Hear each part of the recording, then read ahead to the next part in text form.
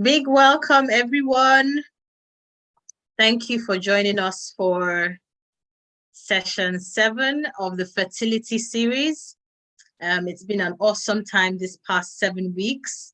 If you've joined us, you probably already know we had an awesome discussion last week. And this week we are talking about elective lone parenting and single parenting. And it's going to be a discussion type like it was last week. And we're just basically going to kind of differentiate both of them, pros, cons, experiences related to them, and how we can navigate with people who have chosen to lone parent by choice, and support those who have been thrust into single parenthood, maybe by circumstance. Okay, so big thank you to those who are joining us on YouTube. Big thank you to those who are joining us on Zoom from different parts of the world, Nigeria and the US, and other places. Thank you so much. Okay. So basically, single parenting, like you might be aware, would be a man or woman, a father or mother that is parenting their child on their own. And elective lone parenting would be someone who has decided to take that step by themselves, probably might not be married, but they have decided to make a choice to be a parent to a child. So my thoughts would be that, what do you think about these ones? And let us talk about elective lone parenting first, because I guess that's a bit new, and it's something probably people are going to be hearing about. Well, I would have just said I probably just coined the name, but it was basically to say that these particular group of parents have made a choice to parent their child alone. So let me start with my dear friend Ichemuzi. What are your thoughts about this? Hello everybody. Hello, can hear you. Well, lone parenting, is it effective? It's for me, it's not by choice, but by circumstances. Because you can't ever say lone parenting is it's not ordered that way, you know. Typically, you know, even socially, a child needs both parents. Whatever way you want to look at it, the child would need the father, the child will need the mother. Everybody has a role to play in parenting the child. So you can't actually say, I'm going to do it all alone. But some of us have been put in that situation by circumstance, not by any personal choice of ours. And it's not an easy task. It isn't, because especially if you have a girl child, a boy, it's not. Both sexes, it isn't. Every child would need both parents. That's my... Anyway, let's hear from every other person then. I'll have more to add. You know? Okay, yes, thank you for that. So yes, we know that from the foundations, we have mother, father. It is more of a new thing. Some people might think it is due to like the individualistic approach that a lot of people take sometimes in modern times, in which there's the feeling that I am self-sufficient. That is the mindset sometimes, that they are self-sufficient, they can have a child by themselves, they can take care of their child by themselves, no other person needs to be involved, etc. So that is the space where elective lone parenting sometimes come from. I must say that there are people that have chosen to lone parent a child that do not have that mindset. I've met somebody like that who decided that she was going to adopt a child. It was a girl child, a daughter, and take care of the child. And she's having a great time. She did say that she felt it might have narrowed her chances for a potential spouse and things like that, but that it gave her a lot of joy to take care of the child. And I tried to tell her that it is an altruistic thing to decide to take care of a child that would otherwise have not had anyone to take care of initially. And that it's actually something that might even be an attractive quality because of what she's decided to do. So what are your thoughts about that? Let me hand the mic to Ijoma. Happy to see you, Ijoma. Let's hear your thoughts on this. Elective lone parenting. Oh my goodness, why are you putting me on the spot? I'm on third mainland bridge, Joe. It's a discussion, madam. All right, so thank you so much for the opportunity to contribute to this discussion. Awesome. It is elective lone parenting is something I've considered since I turned 40. And when my parents were still alive, when I discussed it with I talked with my mom and told her that I'm considering adopting a child, and she was like, "So are you trying to tell me that?" Like, for her, it was an indicator that I had lost faith that I was ever going to get married. And I'm like, it doesn't have anything to do with whether I marry or I don't marry. I just feel I have the capacity. I have you know, it would have been an opportunity for that child to have a grandparents that have solid foundation, good foundation. And well, but because I needed support, I needed to have their support, and I didn't have it at that time. I decided to let it lie. Then, you know, I think I've discussed this with you privately, that I began to have, it's better to have this discussion again with myself, of course, this time. And because both my parents are gone now, and I'm like, I really, really want to have a child. I don't have to have one biologically, because I feel if I'm not married, I wouldn't want to have a biological child, but I would like an opportunity to make a difference in a child's life, and not just by sending money to the parents, because you don't know what the parents do with the money anyway. And I've thought about it, and I began to have discussions I have a lawyer friend, and she told me that whenever I'm ready, I should let her know. Unfortunately, the kind of job that I do, for which I am on third mainland bridge at this time, I'm reconsidering, because of course, if you're going to have a child, you need to give that child time. I know my parents had to make choices on their career, because they wanted to give us the quality of life, not just material things, because if they made alternative choices, they would have given us material things, but we wouldn't have had the quality time. Wouldn't have had the quality time that the opportunity of spending time with them and having them pour themselves into us had given us, you know, by the choices that they have made. So right now, it's still uppermost, it's still very top agenda for me, but I feel I need to make some changes, and I need to make some preparations, because of course, if I'm going to adopt a child, I have to consider at what age am I going to adopt this child? Do I want a baby? Do I want someone that a child that is at least have been weaned? And you know, those are conversations I'm having with myself. And when I discussed it with Chinedu, she gave me this fantastic book. I don't have it with me now. So you want to? I think the title is "So You Want to Adopt."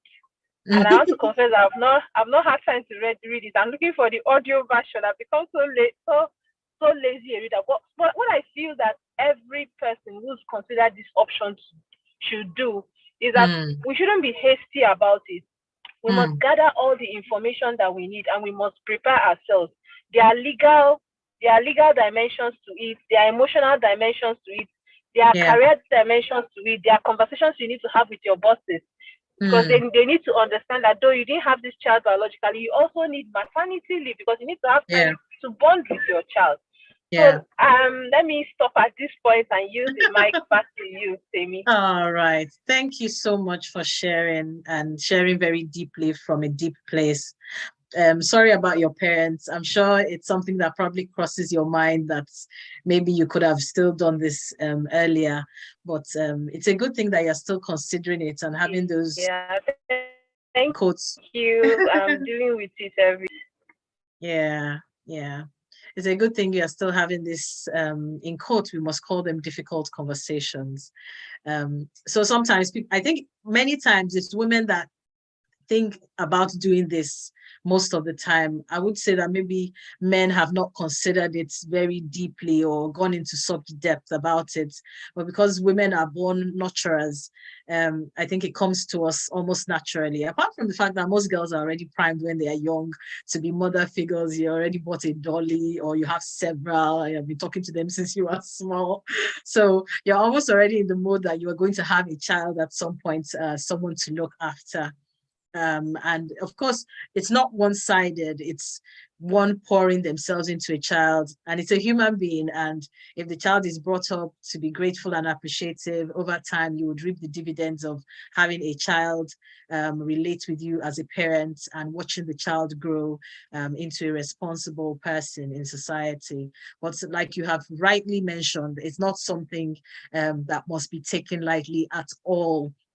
And we probably realize that that is why it's easier for a couple, a father and mother, to have a child, because they bring a sort of balance to the child's life where one person is a bit high, the other person can be neutral, and things like that to support the child's growth. Nonetheless, it is a really good and altruistic thing to decide to adopt a child or to parent a child.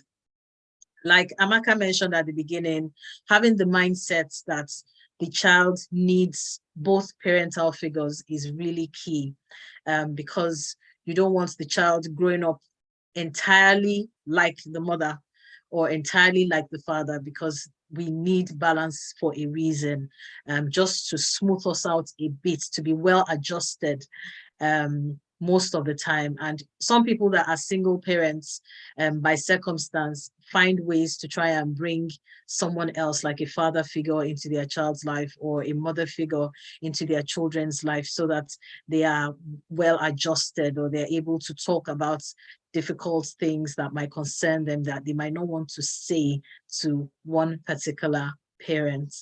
So it's good to have that support system in place. And I'm quite interested in that book, So You Want to Adopt. I think that would be a good book to read. Thank you so much for sharing. Okay, Mommy Ayedo, can we hear your thoughts about this, about elective lone parenting?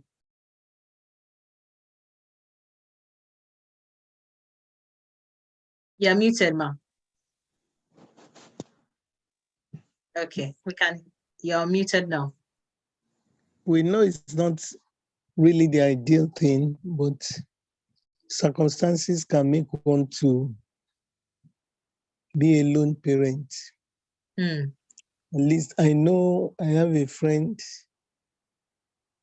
who decided to be a lone parent, and she adopted 2 children together so that they can have company.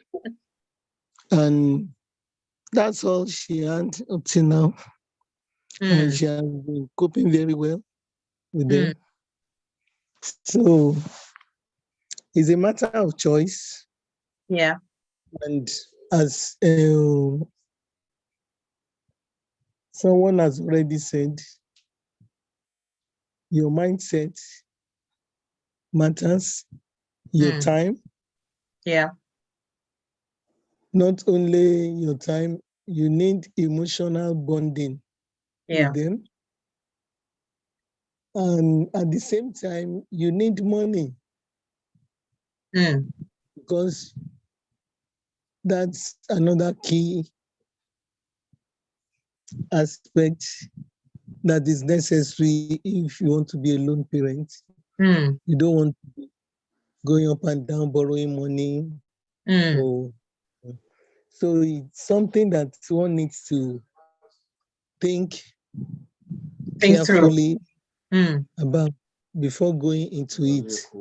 Yeah. Personally, I don't see anything wrong in it, because apart from the fact that it's your relation, if you bond with them well and you train them well, they'll be grateful all their life, and you too, you'll be grateful, you'll be happy. Happy. And they'll make you happy. Yeah. You know you are not alone many times. So that another good area, good thing about lone parenting, but it's something that needs careful Consideration. consideration before going into it. Yeah. Thank you very much for sharing, Ma. So Mommy has touched on one of the reasons why people decide to lone parent. Sometimes people are thinking forward about their old age, and about having someone in their lives that they would also call family. And sometimes people are also looking at the present and about the fact that a child will be a good addition to their lives, and maybe they will not be lonely. I think having children makes people have some sense of purpose. They feel that, oh, I'm doing this, I have to get home to my child, I have to go and do this, and that kind of thing. It makes them happy, makes them buzz, it makes them have like an extra reason to keep going, just in case they were thinking of throwing in the towel initially. But it is definitely a good thing to consider your emotional state, your financial state. Like Mommy has said, bringing up children can be quite expensive. I think most people that get married and already plan to have children already kind of have an idea that, well, they're going to spend money, but especially if that is going to be entirely borne by one person, it can require a lot of resources. I don't know whether Sister Cheryl is able to talk to us about your thoughts about deciding to parent a child alone, elective lone parenting, followed by Dr. Adiroije. Sister Cheryl is Dr. Adeleke. I used to call her Sister Cheryl. Are you able to speak at all? Or we just moved to Dr. Adiroije's end? Okay, Dr. Adiroije, let's hear you. Okay, Sister Cheryl, I can see you are unmuted. Thank you. Thank you. Right, actually, being a single parent is even that you have the two parents around is not easy. Talk less. Yes. Yeah. Then what is the main purpose for being a lone parent?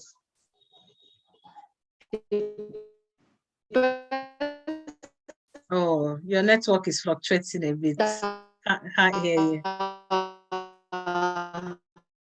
Hello. The person needs to ask him or sorry. Okay. That what will I?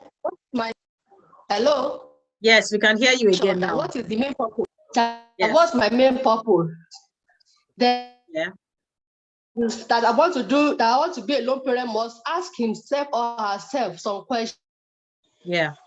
And my finances, is it good? Can I take care of that? Then emotionally, am I stable? Because if you are not emotionally balanced, it's just a thing of joke. The person has to have him or herself before you dabble into touch. Yeah. The purpose about this lone parenting is for companionship, because the other spouse is not there, or maybe you do not have any spouse.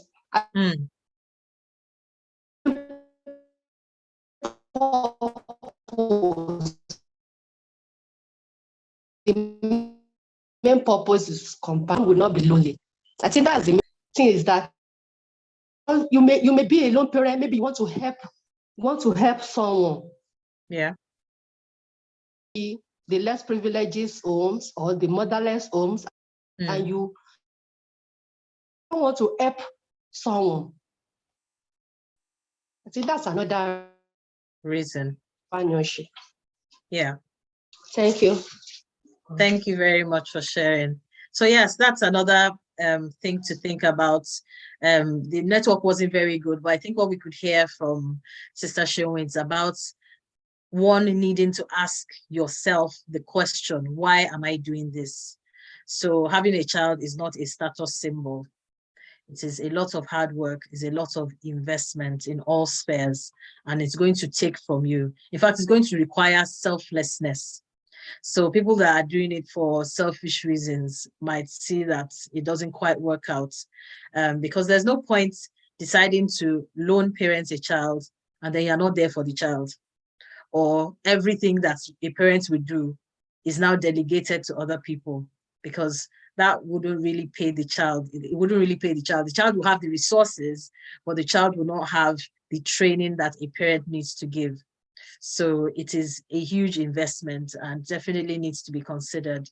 And she's mentioning that one of the good reasons for deciding to be a lone parent is something like having a companion, and also for altruistic reasons, just because you want to be kind to other people that will otherwise not have an opportunity to have a parent. Yes, so those are good things to think about. Trying to work out the motives, because when the hard days come, that's what you would remember, that you remember why you decided to do that in the first place. And children are not, even when they are born perfect, they don't always turn out perfect, or their lives do not turn out perfectly. So they would have their own set of challenges that you're going to need to help them work through: schoolwork, life, teenage years, things like that, or even their future relationships.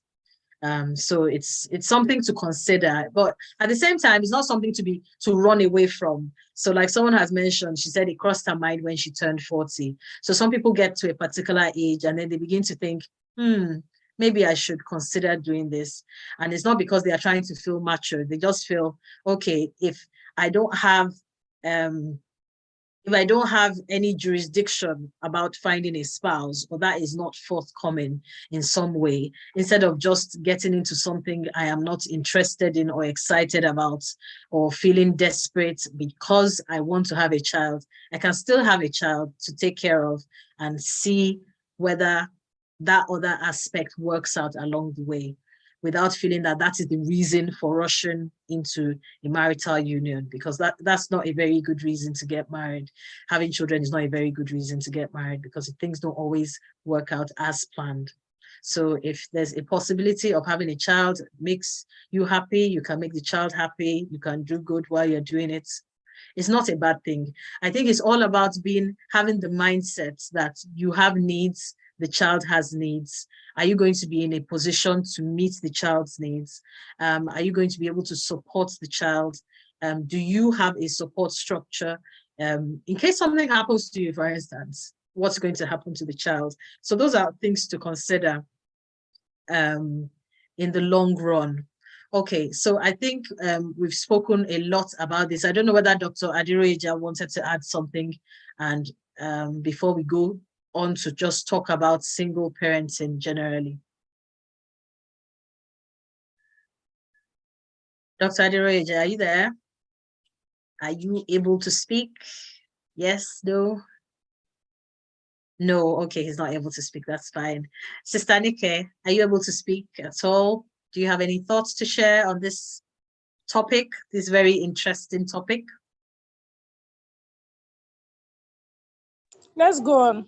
Okay, all right. I think, you see, this is not particularly mainstream, but it happens. And it happens for different reasons. And it's always about the motives, because we don't see the motives. You can just see somebody and say, it's a pity. The person didn't get married, and so the person decided to adopt a child. But it's not just a pity. It's a very good thing that the person decided to do.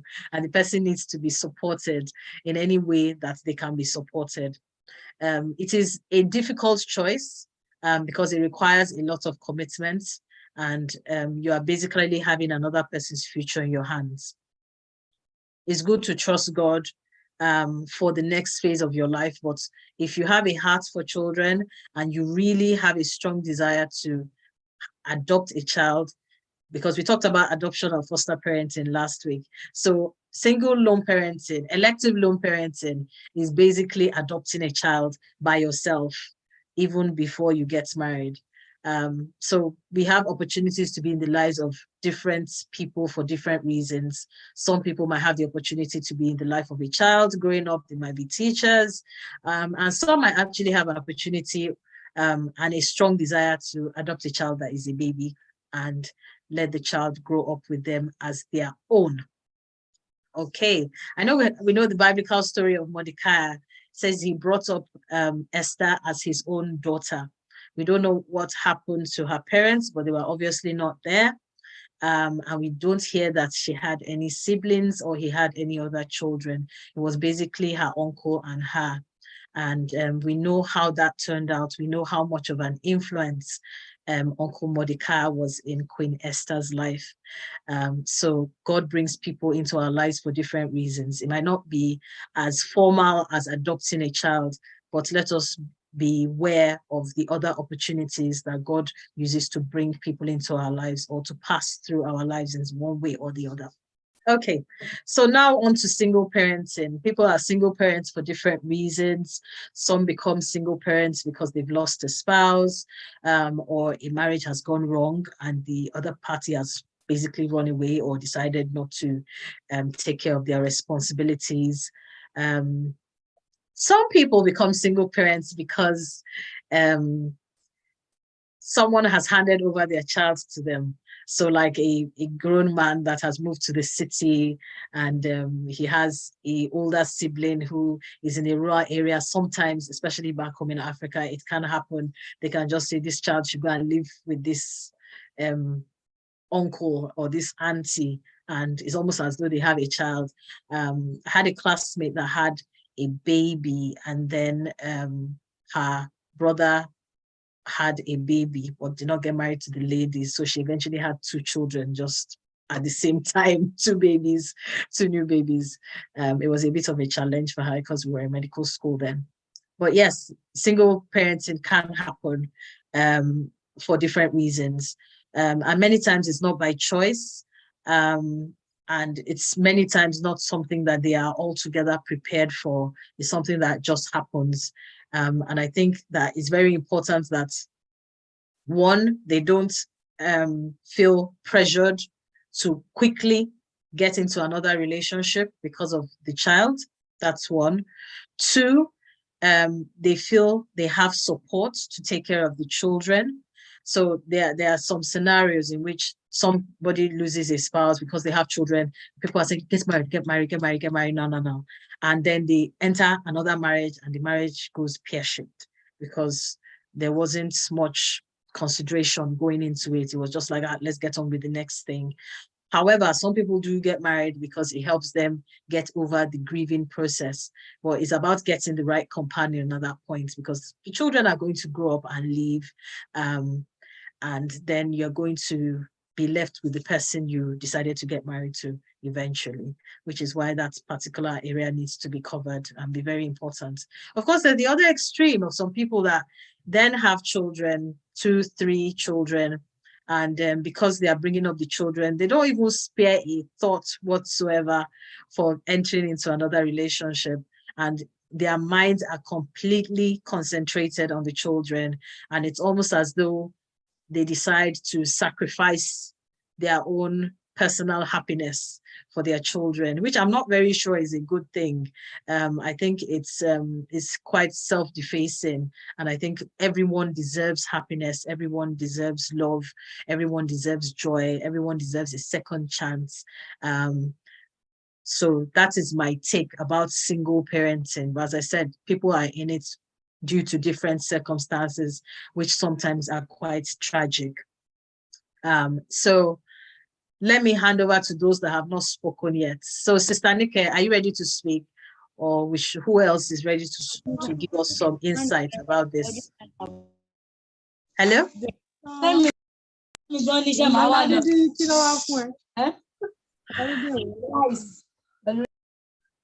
Sister Annika, I think you are in a noisy place. Are you? Yes. Yeah. Hello.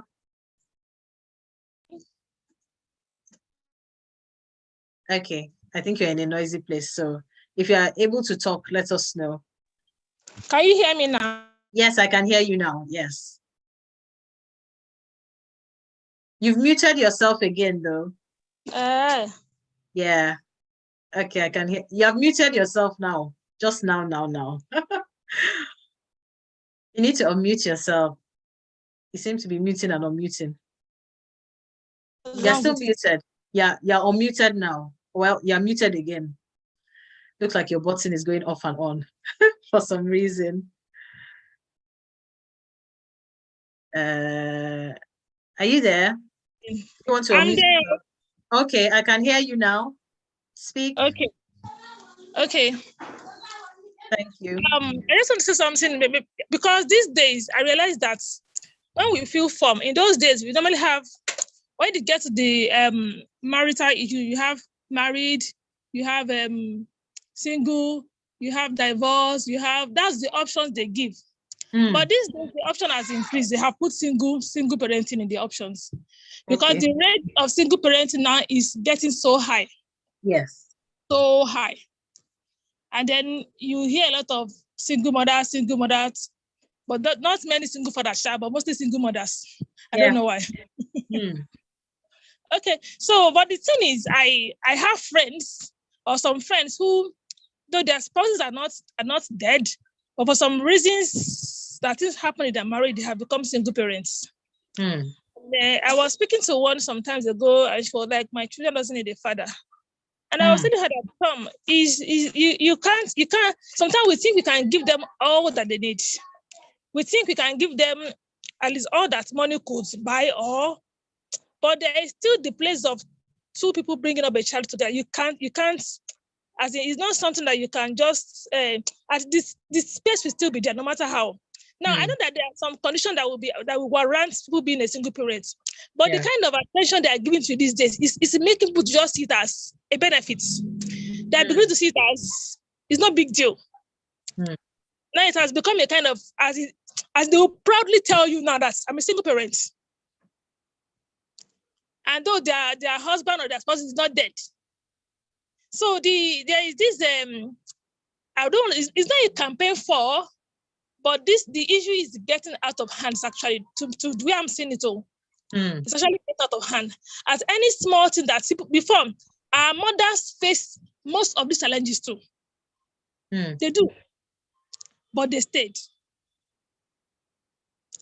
My mom didn't have it best. In fact, there was time people were telling her, leave. But if I leave, look at these children. Who will take care of these children? So there are some challenges that could actually be that they can still work on. But these days that you hear, if it is not possible, quickly work out.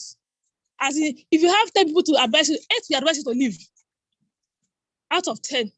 So to me, it's fine if it is an abusive relationship. I don't support abusive relationship. It's okay. But these days, even somebody is not even abusive, just small things that could have been tackled or that they could have been solved. Say, I'm going with my children. It's better to be a single mother than to be tied down somehow.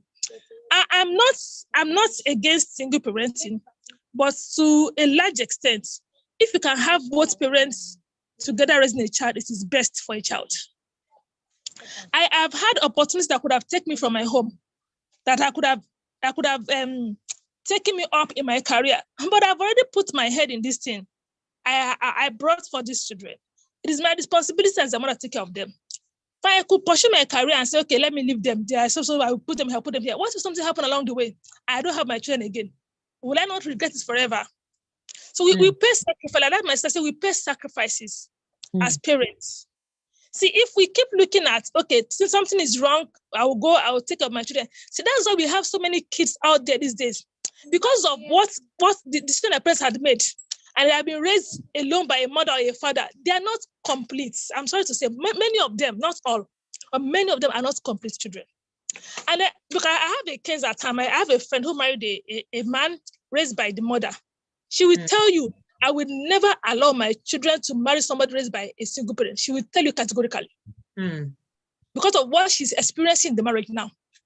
And I because the kind of upbringing the guy had with living with only his mother. So as much as it is, we feel we can give them everything. Sometimes when you talk to these children, when you really talk to them, they will tell you how much more they wanted the father or the mother in their life. But we make decisions for them, not considering how they feel in the long run. Now, if the spouse is dead, is a different ballgame. But my fear is that this single parenting is now becoming the order of the day. And people are seeing that it's not a big deal again. That's my fear. That is my fear. I'm not against it, but it's becoming if you not go back to wherever you go, I'll take care of my children by myself. It's becoming the order of the day now, and it's increasing. People no level of sacrifice again in marriage. No level of, okay, I want to know. Go your way, I go my way. I was in my children's school recently, and then a parent came they bring a child there. I was just sitting there, and then they were complaining.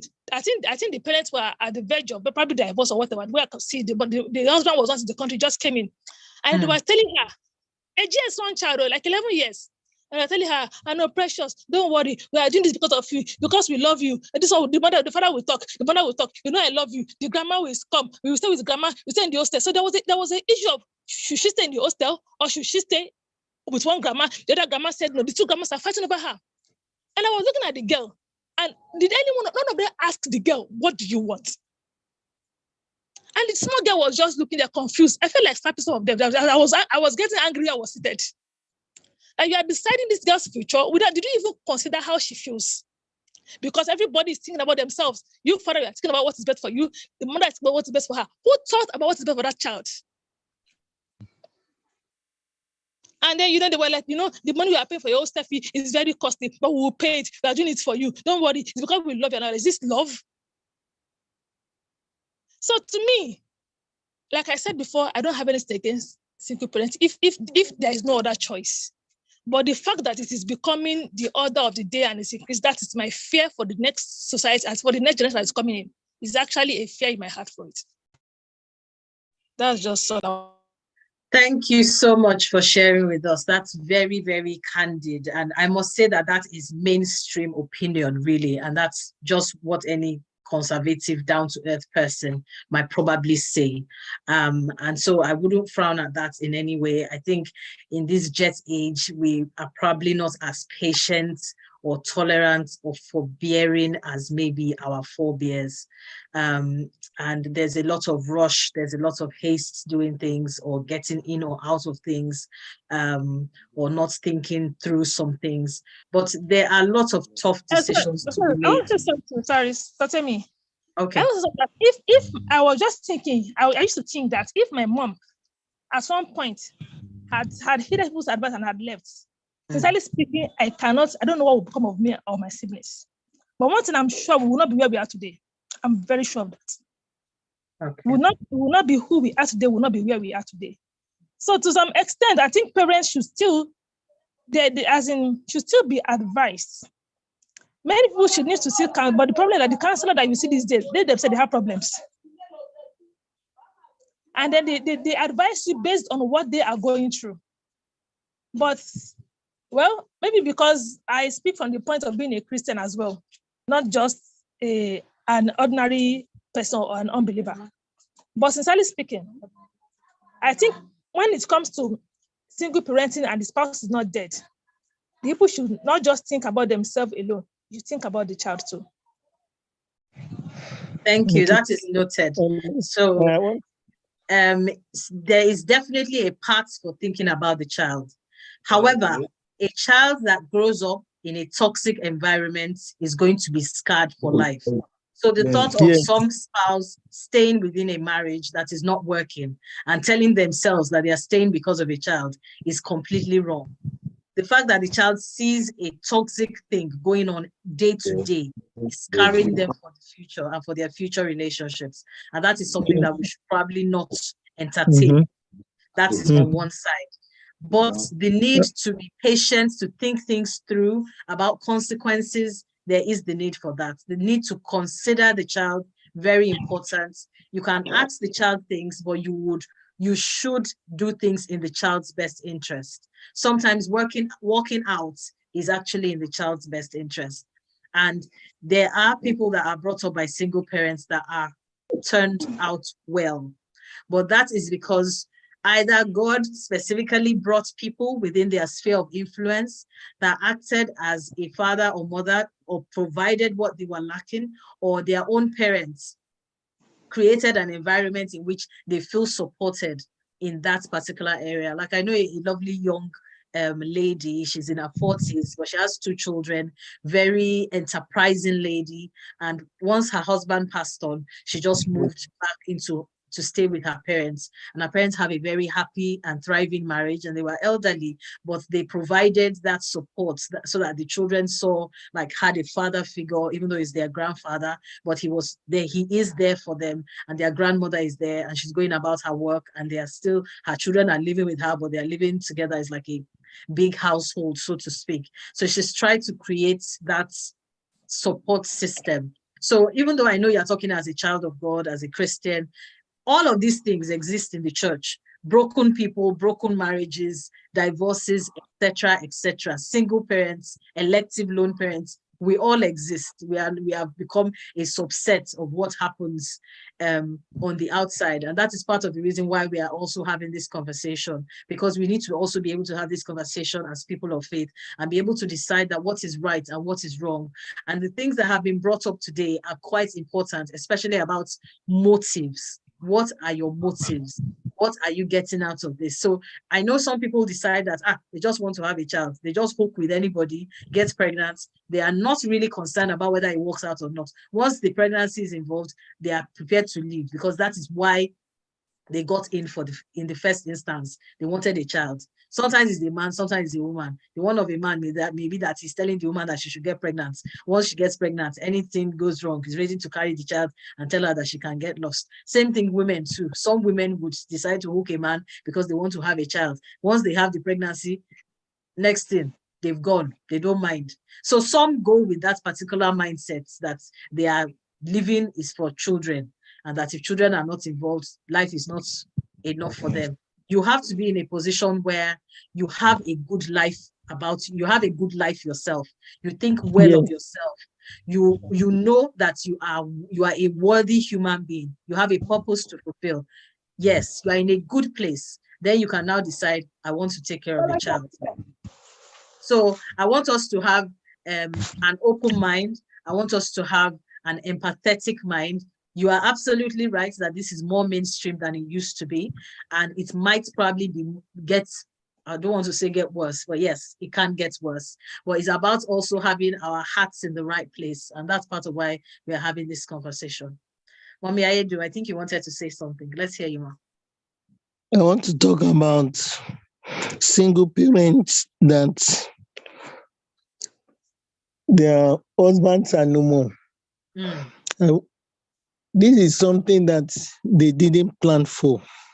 Yeah. I have a cousin who is a man, and the wife has already got 3 children before she died. She was the only one looking after the children.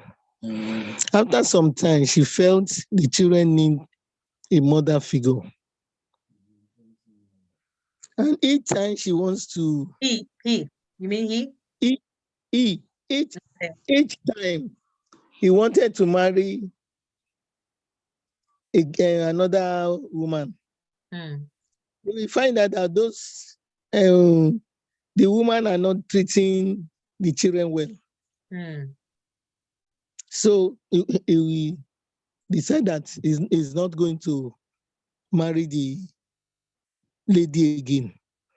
And it was like this for a very long time, training. There were 2 girls and 1 boy. So it was like this for a very long time, training and taking care of his children. Until maybe when those children left secondary school, that was when he was able to get somebody that really suits him that can be a mother figure, not only for the children, but a wife for him too, to be a supporter for him. And in this case, it's not that he planned to be a single parent, but circumstances made him not to be able to get the right kind of woman to support him with the children. And because of that, it was like that for a very long time.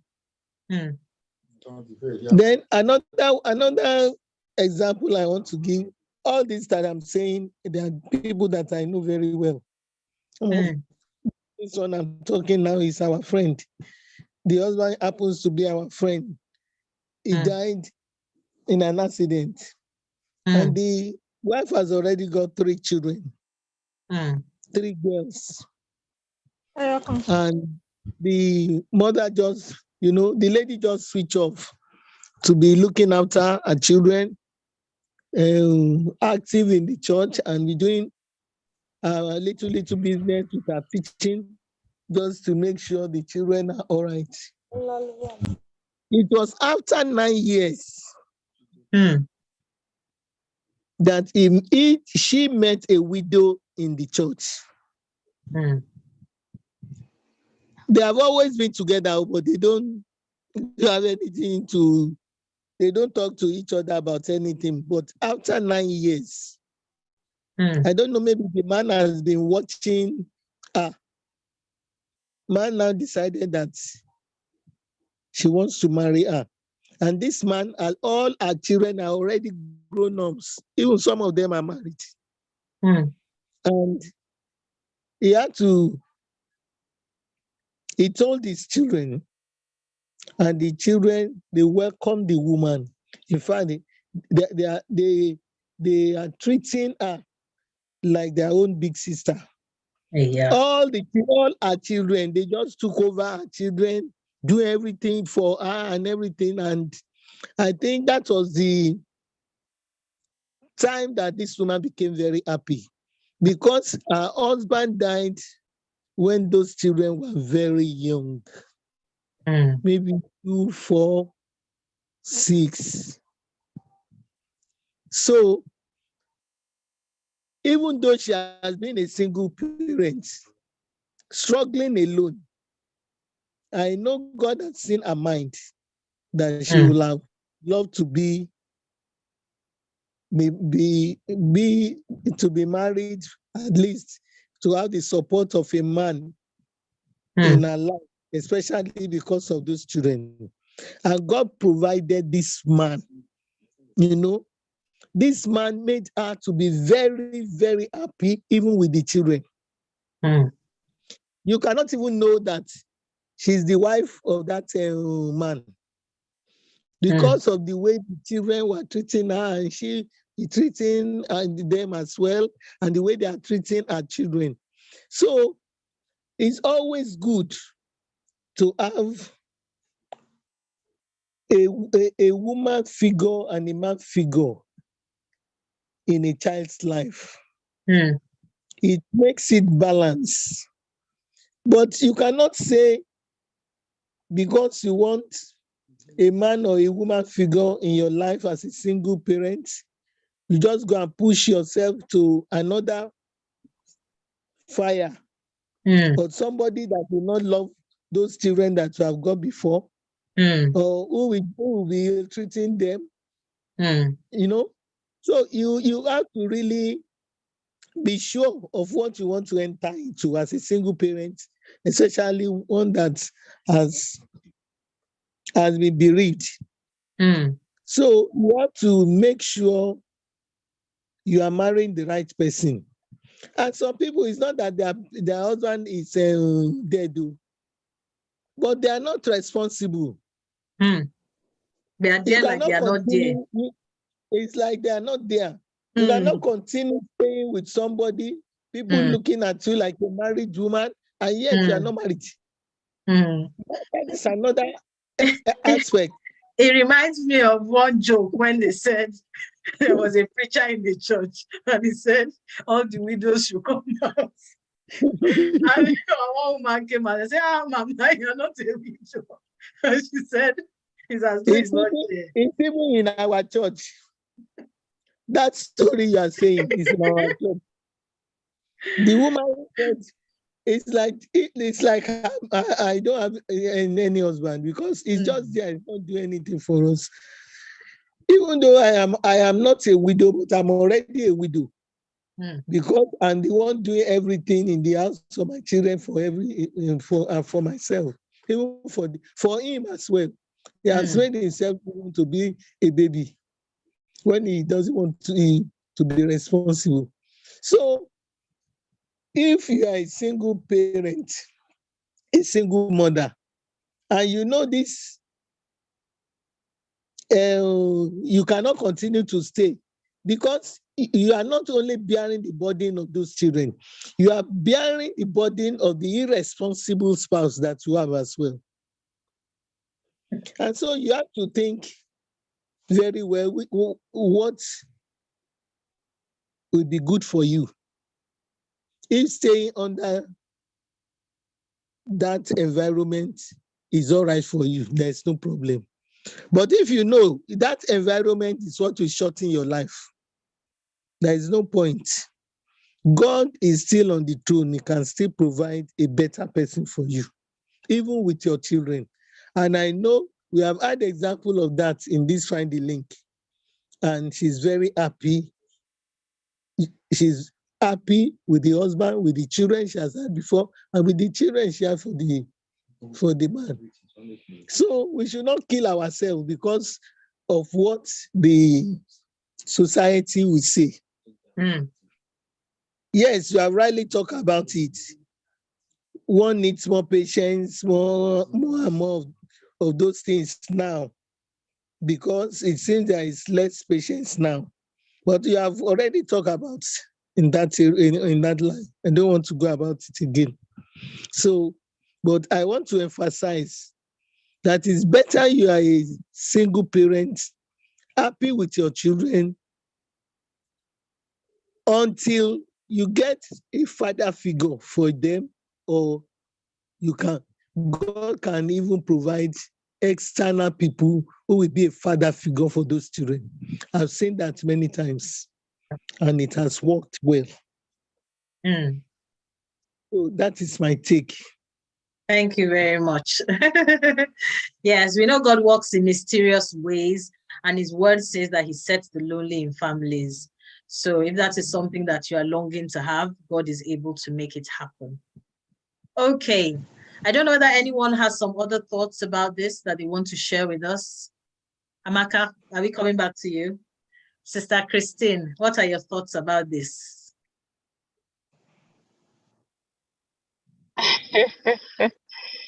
Oh, wow. It is well. It is well. Things like this.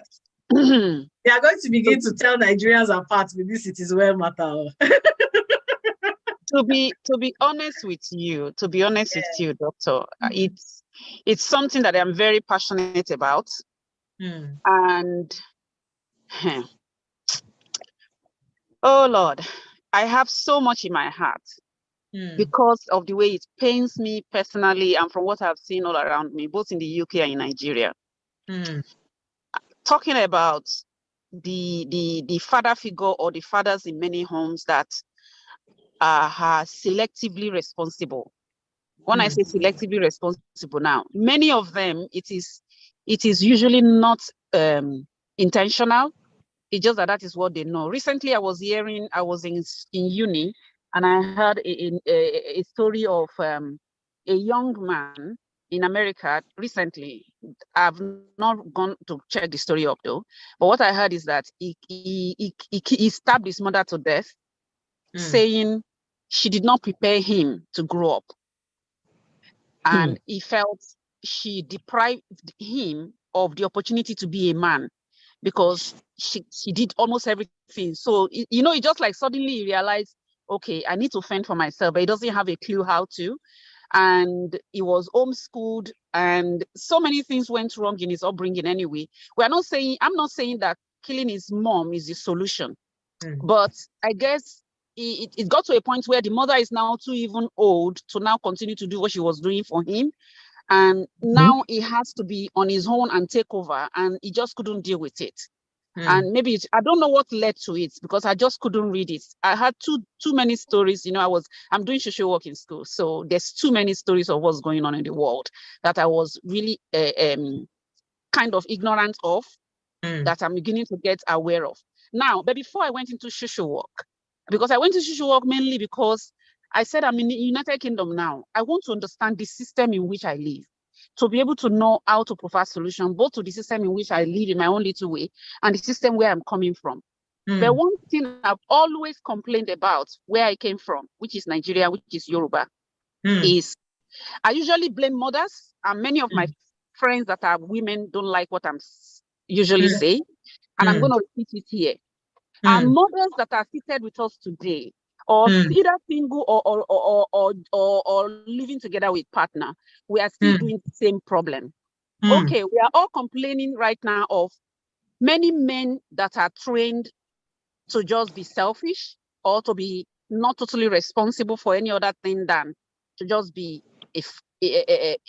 release the other part of what makes a child, the other seed that makes a child. That's all. You know. However, why I said I blame many women, and when I say women, I'm talking about aunties in families, mothers, sisters, anybody called female in our culture. We are still perpetuating the problem that brought the men that we are married to where they are. What we are clamoring for in the men that we are married to, we're still reproducing it in the children we have given birth to. Which is why I said the problem is like it's going to be a luta continua in their lives.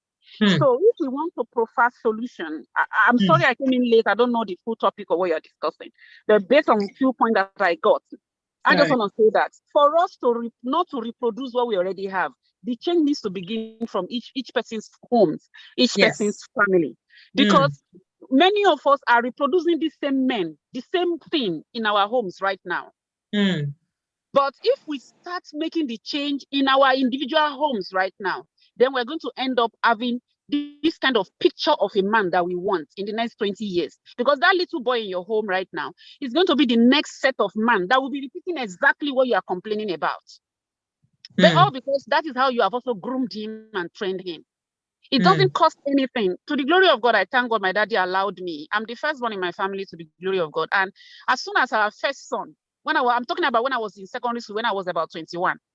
As soon as our first son became taller than I am, stronger than I am in look, I started saying, Daddy, I'm sorry. This big hand, my small hand cannot continue, because we love pounded yam in my home where I just cannot continue to pound for these big boys. They have to sit down and pound. It was initially a struggle for my daddy to accept. Hey, what are they doing in the kitchen? And it was initially a struggle for my mommy to also accept. But today, my daddy is no more. The three of them are the ones remaining with my mom. And thank God, my mommy changed that mentality. Because now that my mommy has to change her business and begin to sell food in school, when she finished cooking the food, they were the ones that will tidy up and do other things, just because they've been used to it, right from after secondary school. So whatever we are discussing right now, I just want to contribute is, we need to start from those babies in our hands, those boys. In fact, it upset me so much when I hear mothers call their baby boy, my daddy. What responsibility has he got? What challenges of life has he faced that already giving him that title of daddy, and he's already behaving as if he's the daddy of everybody when he has not even been responsible for anything in life? He doesn't even, I don't know. It's a lot. The issue is long and deep in our culture that we need to change as women, because I think, in my personal opinion, that we created the problem to start with, and then only we can begin to change it in our individual homes and eventually to translate to the society. God will help us. Being single or being married is beautiful. The joy that you give yourself in it is what I think it matters, because it is not the other party that actually makes you happy. It is when you are determined to be happy already, then being together just only add to it. In my opinion. God bless you, ma. Thank you so much. I'm sorry, I don't know if I'm off the point. Thank you for sharing. That's very passionate. I must, however, say women play a part as nurturers, but we must not exclude our men folk from it. We must not exclude the fathers from it or the men folk from it. They have a huge part to play, and we need all hands on deck if our society is going to change. But definitely, in most circumstances, women are the ones that monitor the children most of all. And so I definitely understand what you mean about charity beginning at home. And one person at a time is all it takes to start. And when you talked about the things we see in our men, it seems quite big. So some people might not even understand what you're talking about. But I have a feeling you are talking about people that are egocentric, not domesticated or not useful for very much, apart from maybe just bringing money and that's it, full stop. Yeah. Or not much more apart from having children and bringing money, full stop. And life is a bit more complex than that these days. Children need to be monitored. Everybody wants to be taken care of.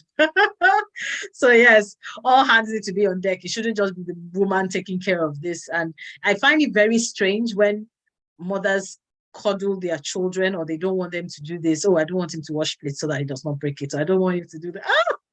Well, you don't think, when are you going to have rest? Say, train the child so that he will give you rest. You are not going to have rest. So some people in their old age, they continue to do everything for their children because the child was never trained to do anything, to give back to their parents and try and help out and make their lives easier. So that's the way it should be. My father always says the proverb that "Ti oketeba dagba or something." Yes. So that when I remember telling one of my European friends this adage, and the person laughed and laughed. I said, yes.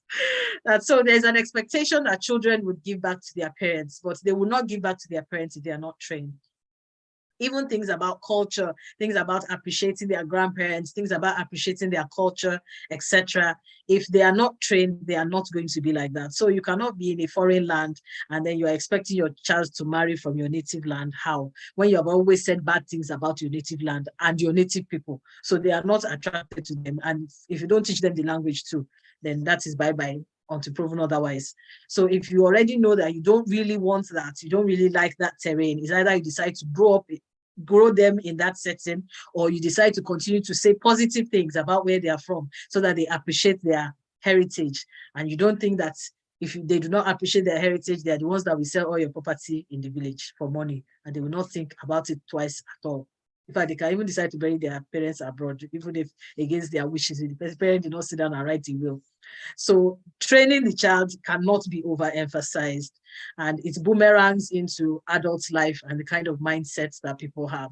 So for instance, if people believe that they are self-sufficient, there's no interdependence and things like that, and they groom their child in that way, the child will grow up to be very confident, but the child might not have maybe relationships that are successful, or the child might not want to be with anybody because the child already has that mindset that they are self-sufficient. If this does not happen like this, I just go my way, that one goes their way, and not see the need to sit down and build. And yes, we're building ourselves, building our society. So it's very important that we have these conversations, but all hands need to be on deck, definitely. Okay, I don't know whether anyone has another comment because we are about rounding up. So anybody wanting to give us some final words? Dr. Maka, Mami Ayedu, Prof. Ayedu, Dr. Adireja, if you're able to talk. IJ, anybody want to say anything before we just round up? I think it's been a very interesting discussion. Anyone? We're talking about lone parenting and single parenting. Single parenting, yes, ma'am. It's very common many times when with single parents that they want to spoil the children because they feel they want they are lacking, the other part they are lacking. They think it's by spoiling them that they can make up for the part they are lacking, which shouldn't be. Whether you are a single parent or lone parent,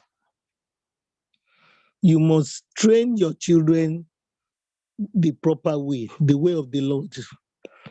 And you must train them in every way that they will make them responsible. Yeah. In our own house, there's anybody that will come to our house. If you don't know how to work or how to cook, I will teach you. If you are lazy, I will. Is that thing that you don't like that I will try? I will begin to ask you to be doing. There is no body that can come my way that will be lazy in the home. Right now, as I'm talking, is the boys that are cooking for us and doing everything for us. So whether you are a single parent or a lone parent, don't spoil the children just because they don't have a father, their father is dead or their father is this. Make sure you train them properly. I have a sister who had 4 children within 5 years and the husband died. And all the children did very well because it was like all the community training those children together with her. They did, even the one that was just 2 or 3 months when the husband died, is now a medical doctor. Okay. So because you are a single parent doesn't give you opportunity to make your children to spoil them. Train them well so that they can be useful not only for themselves and for you too. And God will help us. Because the Bible says, train up a child in the way he should go. And when he's old, he will not depart from it, whether a boy or a girl. It's like computer. Whatever you put inside it is what is going to bring out. So that's my take. Thank you. Thank you very much, man. Those are great words. So child useful to themselves, child useful to you as a parent, child useful to the society. And we all have a healthy society. And that would be awesome. That would be utopia. But we have to start from somewhere. And sometimes even parents themselves, father, mother, they just spoil their children. And some people also have the mindset that because they suffered when they were young, nothing. Their children must never, never, never know anything that is like suffering. I'm not saying you should make your children suffer, but there are some trainings that you need to expose them to. Expose them to village life, village setting. Expose them to how to change a tire, change a bulb. Let them know how to cook. Those are not things that are supposed to be luxuries. Those are almost like life skills that would make them comfortable in future and make them able to thrive. Let them maybe learn a sport. Let them know how to swim. Let them know how to drive.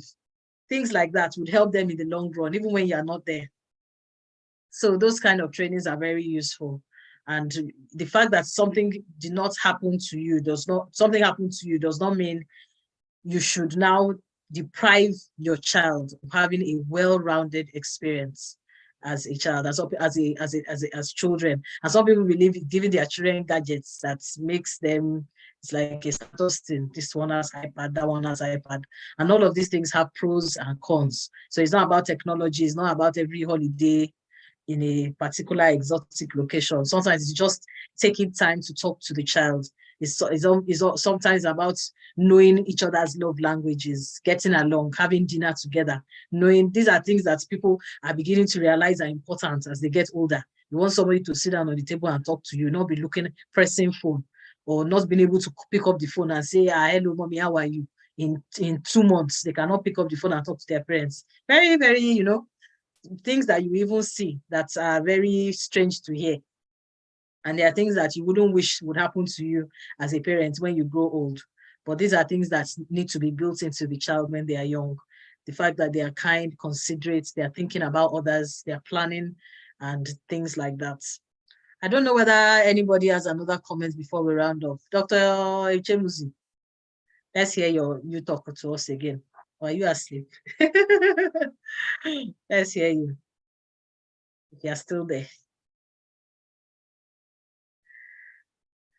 Amaka, are you there? You're muted though. Okay. All right, Dr. Adereja, okay, you say you're not able to speak. Well, let me just say that from, at least I have like maybe let me say 3 people that I know closely. Okay. Women who are single parents. The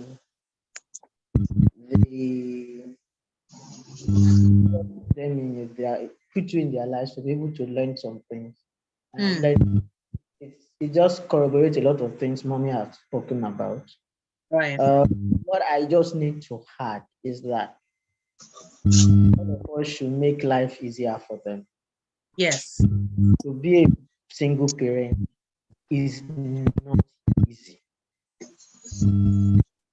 I don't know, of course, maybe the ones I relate they are doing to have some level of income, but it is not easy.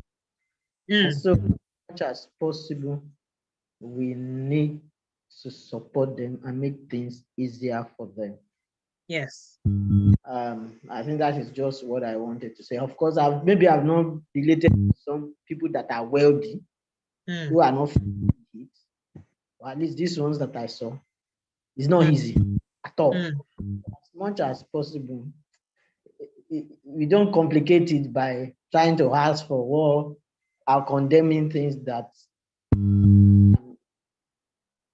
we can understand with them, and just encourage and probably give some advice, one or the other, to just make things easy for them. It's tough. And as we have the opportunity to play those roles in their life, may God help us to do it the way He wanted us to do it. Amen. Amen. Thank you so much for sharing that. That's so important, especially if you call yourself a child of God. One of your attributes should be love, and it should be that you should be able to love all people, especially people that are going through different circumstances or have challenging circumstances. And people taking care of children alone can be challenging. Without support, even with support, can be challenging. So let's try and encourage them. Encouragement goes a long way, and support them in any way we can as well. Thank you so much for reminding us of that. That's great. We should support each other more, and support each other's welfare more than we are presently doing. We can always do more. That's all I'm saying. We can do more. Maybe some of us are already doing well. We can always do better. Dr. Olagundoye, you are welcome. I know you are interested in this topic. Do you have anything to say? Let's hear you. Thank you very much, Timmy, for the opportunity. I joined quite late. I don't know how much of what we've discussed earlier, but if I remember, I think the topic was on elective lone parenting and single parenting. I mean, it's a bit of a tricky one. I don't know what thoughts have been said earlier, but my thoughts on this are we need to look at the evidence. I wouldn't know why someone would deliberately choose lone parenting. Okay. I think for me, it might sound harsh, but I think it's selfish. Okay. Statistically, I think one is putting the child at the greatest disadvantage possible. Statistically, and now, I mean, over here in the UK, they've got data from the ONS, Office of National Statistics, that unfortunately shows it's just data. It's not 100%. There definitely will be exceptions, but statistically here in the UK, almost 90% of children in juvenile correction facilities are from single parents. About 80-something% of children with behavioral problems are from single parents. About another 70 to 80% of children who run away from home are from single parents. Children who behave badly in school with behavioral problems, or there's something they call antisocial behavior order put out against children in schools are from single parents. Also quite a higher percentage of kids who get into knife crime and gang-related issues are also from single parents. Of course, that does not preclude the good job some circumstantial single parents have found themselves, which is, things happen, they've just found themselves in that circumstance and they are making the best use of it. Yes. And at times, people find themselves in those situations for various reasons. It could be death, it could be divorce, it could be, runaway or deadbeat partners, things of that nature. So those things do happen, and people would make the best use of them. But when you talk of elective, that means someone is deliberately choosing a pathway that statistically has been proven not to be of benefit to the parent. I just think it's selfish. If we look at those data, and I mean, well, some people might be religious, some might not be religious, but I think there's a reason why, biblically, God has chosen A and B to make a child, to put in, this and this into that child to be able to give a good output. So if one is deliberately choosing it, I just think one is putting that child at a statistical disadvantage. It doesn't mean that, a child from a single parent cannot be the president, cannot be the prime minister, cannot be the richest entrepreneur in the world. It can. But when you look at 100% of kids that come from that, at least empirical evidence from the Office of National Statistics here shows that the child is going to be worse off. So I don't think that it's something that we should encourage if it's elective or deliberate. Someone is personally choosing to do that. I think it's not the best at all for the child. If someone is a victim of circumstance and things have happened that have led to that, and we're trying to make the best use of a situation, then definitely, one has to put in the best effort they can, and that should be acknowledged and praised. Okay. Thank you. Thank you very much for sharing. So we've discussed this a little earlier before you came in, and someone had mentioned about reaching a particular age, that's a woman, and deciding that she would want to have a child. And at that time, her parents were alive. Her mom was not very much in support. Over time, both parents have gone, but she's still seriously thinking about it. So some people have a strong desire to take care of a child, and marriage is not happening. That is a circumstance. So if you wanted to say circumstantial, that is circumstantial for you. So someone has also brought up the issue of companionship. Some people have thought forward that they would like to have some family in their old age. Some people might even be only children, and maybe marriage gone wrong or some bad thing happened, and they've just decided that they want to take the leap and have a child and bring up a child. It is their choice. And then there's the other part of altruism, in which someone just decides, there are so many children that need parental figure. Why can't I be a mother to self? And they just decide, they'll just take these children under their wing and decide to bring them up. And the child might otherwise have not had such an opportunity, we will put it that way.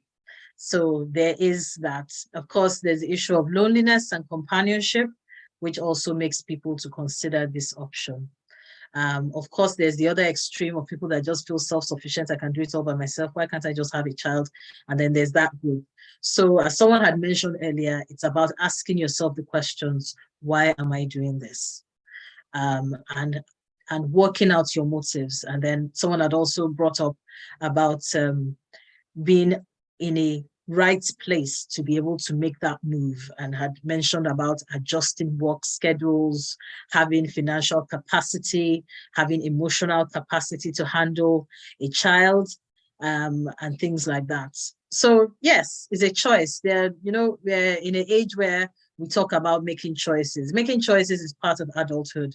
It's part of the things that we get ourselves into as we get older. And in fact, not making a choice is a choice. So some people might have had this kind of thoughts maybe 30 years ago and are now in their 60s and are thinking, why didn't I really adopt a child then? child would have been maybe 30 now, things like that. Maybe life would have been different. Yeah, so there is that.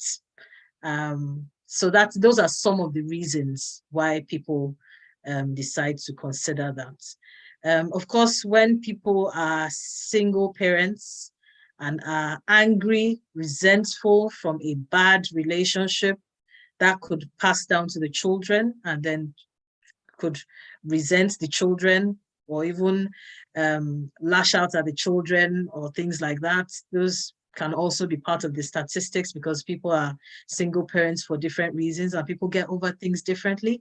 So when people decide to make the choice, it's about they are already in a good place when they decide they want to do this, as opposed to those that are just single parents by circumstance, which could include a tragic event, could involve a marriage gone wrong, or someone that walked away. And some of these things are so disastrous to some people that it boomerangs to the children. I will not be surprised if those form part of the statistics to a large degree. There's also the fact that so many single parents might not be financially buoyant and are working round the clock and unable to train their children, who then get into gangs or wrong company, etc., etc. So we've talked about single parents trying to create that support bubble for themselves and for their children to have a well-rounded experience. And you're absolutely right. The gold standard would be two parents, a mother and a father bringing up a child. That will bring a lot of balance. But as we had said, the good Lord sets the lonely in families. So someone that had just a mother, God can bring a father figure into the person's life. Or sometimes some parents actually deliberately go and find those father figures and get close to them so that their child has that influence in their lives in some way. And so we just make the best of what we have. That's one of the main things. Make the best of what we have. Consider our motives when doing things. Pray, definitely pray hard. And support other people, support people that have decided to make this choice, especially from the right place, from the right point of view, from a good place, from a good heart, have decided to make the choice to parent a child as a single, or someone who has been thrust into single parenting by some experience that they've gone through. Let's try and support them. Let's try and love them. Let's try and encourage them. Festive seasons can be times that are particularly challenging for them, as it is for most single people sometimes, or also older people whose children are not coming home or are not nearby or something has happened to. So this is that time of the year where people are happy, people are with family, but there are people that do not have family. And sometimes this kind of thoughts trigger this kind of decisions as well. And they decide, oh, next Christmas, I would like to have a little child, little boy, little girl with me, things like that. And it's about giving our best when we are in that kind of space, and tackling the challenges head on. So yes, that's where we would end the discussion. Thank you so much, everyone, for being part of the discussion. I don't know whether Sister Bola had something to say. I know Rolly just joined us. Sister Bola, Amaka, did you have anything to say? I know I've called you before. Anybody had something else to say before we round up? Thank you so much. I know it's not one of those common topics, but I think the things that have been said today would be really useful to a lot of people. Yeah, Dabola, let's hear you. Okay. Sorry I came in late, but my take, or what I would just like to add to all that you have said, is that God is always there for every one of us. Yeah. Whether it's a complete family or you're a single parent, just hold on to Him. Or you're undergoing any challenge or you're feeling down, just hold on to Him. And He's just right there to hold on to you, take you through, and put those smiles on your face. Yeah. Even when no one is there, God is there. He's there for you. That we are sure of. Thank you. Thank you very much. On that note, we will call it a day. That's an awesome way to end the meeting. God is there for all of us, even if no one else is there. God knows us by name, knows what we're going through, and wants the best for us, even better than we want for ourselves. Yes. So God bless you all. See you next week. Next week is a recap of all the topics. I'm going to request kindly that our previous speakers pop in, and we'll like anyone that has questions that might have been missed. We'll just have an overview of the topics that we've had for the 7 weeks, and that would be our final meeting, week 8. And that's going to be next week, Saturday. And then the fertilities, Find the Links fertility series will be rounding up. And then we'll be facing Christmas squarely. So thank you so much. God bless you. Do listen to the video again. It's really insightful. And you might want to share it with other single people that you know. They would find it quite useful, or those that are considering parenting, or those that are single parenting or are alone parenting. There's hope, there's life after that, and there's a lot more in store by the grace